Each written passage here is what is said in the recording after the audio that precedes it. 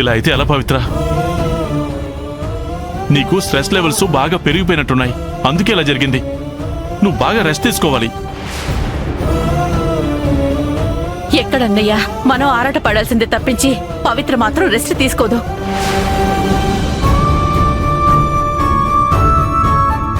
ఇంటి బాధ్యత, office works అని అన్ని నెత్తి మీద పెట్టుకుని ప్రెషర్ పెంచుకుంటోంది.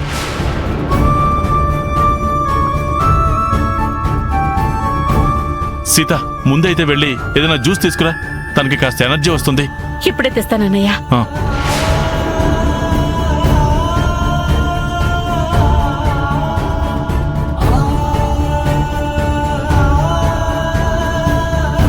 పవిత్ర, ఇప్పుడు ఎలా ఉందమ్మా? పర్వాలేదు మామయ్య.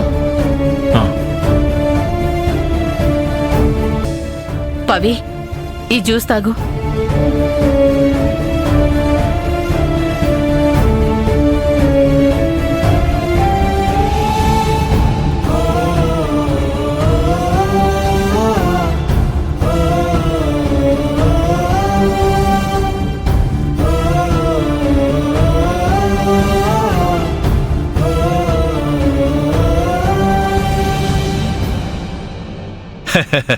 సీతమ్మ పక్క జరుగు.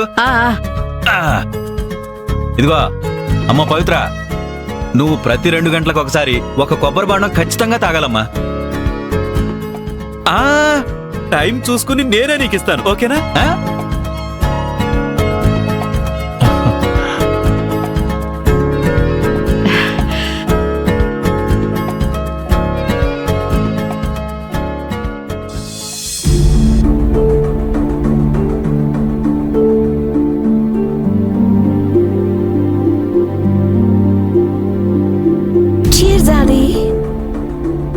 ఏంటిలా వచ్చావు?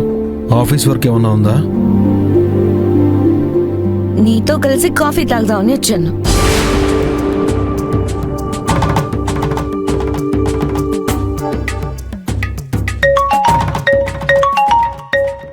సీతమ్మా. అది బిజీగా ఉన్నావా? నీకొక విషయం చెప్పాలని ఫోన్ చేశాను. పర్లేదు, చెప్పు సీతమ్మా. పవిత్ర ఇందాక కాస్త కంగారు పెట్టిందిరా. పవిత్ర కంగారు పెట్టిందా? ఏం చేసింది? నీరసం వల్ల కళ్ళు తిరిగి పడిపోయింది. వాట్? పవిత్ర కళ్ళు తిరిగి పడిపోయిందా? ఇప్పుడు ఎలా ఉంది? నేను బయలుదేరి వస్తున్నాను. అవసరం లేదురా, ఇప్పుడు బానే ఉంది. మేమంతా ఉన్నాం కదా చూసుకోవడానికి. నువ్వు ఆఫీస్లో పని చూసుకో. సీతమ్మ, నేను కంగారు పడుతున్నాను అలా చెప్తున్నావా, నిజం చెప్తున్నావా? నిజంగానే. అది నువ్వేం టెన్షన్ పడకు, సరేనా? ఇకుంటాను. సరే.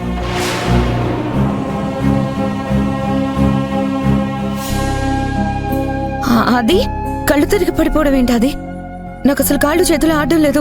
ఇప్పుడు ఎలా ఉందంట? డాక్టర్ దగ్గరికి తీసుకెళ్లారంట? ఏం ప్రాబ్లం లేదంటగా? సంజు, నువ్వేదో పవికి వెల్ విషర్ లాగా ఓవర్ డ్రామా చేయొద్దు. ఎందుకు అది అలా అంటావు? పవి నాకు ఫ్రెండే. తనకు హెల్త్ బాగాలేదంటే నాకు ఆ మాత్రం కంగారు ఉండదా? నేను చెప్పినా నువ్వు నమ్మవు గాని నేను వెంటనే ఇంటికి వెళ్ళి దగ్గరుండి పవిని చూసుకుంటాను. ఆగు, నువ్వేం వెళ్ళక్కర్లేదు. ఇక్కడే ఉండి ఆఫీస్ వర్క్ చూసుకో చాలు. ఇక్కడే అంటే నీ క్యాబిన్లోనా?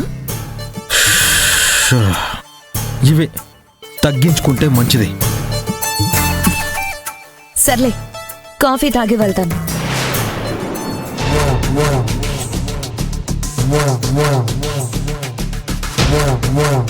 పవిత్ర కళ్ళు తిరిగి పడిపోవడం కాదు, కళ్ళు తెరవలేకుండా ఏకంగా పైకి పోతే బాగుండేది.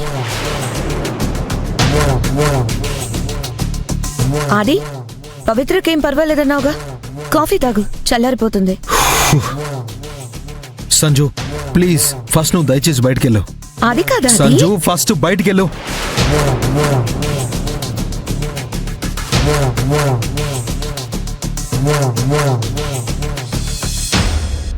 బాబాయ్, మీకెందుకు ఇదంతా? ఏం పర్వాలేదమ్మా, నా కూతురికి నేను చేయడంలో తప్పే ఉంది.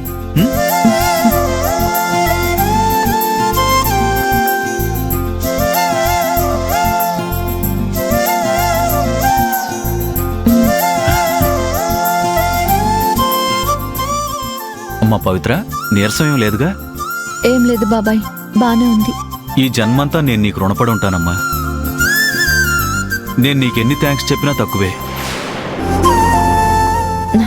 బాబాయ్, పదే పదే మీరు ఇలా కృతజ్ఞత చూపిస్తుంటే నాకు చాలా ఇబ్బందిగా ఉంది.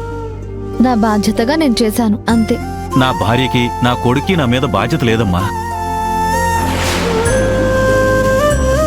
వాళ్ళ దృష్టిలో నేను ఒక పనికిరాని వాడి కింద లెక్క. అసలు నేను ఇలా కావడానికి కారణమే మీ వాసుకి పిన్ని. నన్నెందుకు చేతకాని వాళ్ళ చేసేసింది. బాబాయ్, బాధపడకండి. నీది చాలా గొప్ప గుణం అమ్మా. అసలు నేను నీకేమవుతానని, మీ అత్తగారికి అన్నయ్యనైన పాపానికి, బాబాయ్ అని కలుపుకున్న బంధానికి నువ్వు కూతుర్లా బాధ్యత తీసుకున్నావు. నువ్వు బాగుండాలమ్మా. నిండు నూరేళ్లు ఆరోగ్యంగా చల్లగా ఉండాలి. పవిత్ర మంచితనం ఒక మనిషి మనసు మార్చింది. చాలా సంతోషంగా ఉంది నాకు. నాకు తెలుసు పవిత్ర, వాసుకి, విక్రమ్ వాళ్ళు ఈ ఇంట్లో చేసే పనులకి, నీ పట్ల ప్రవర్తించే తీరుకి నీకు తెలియకుండానే నీ మీద ప్రెజర్ పడుతుంది.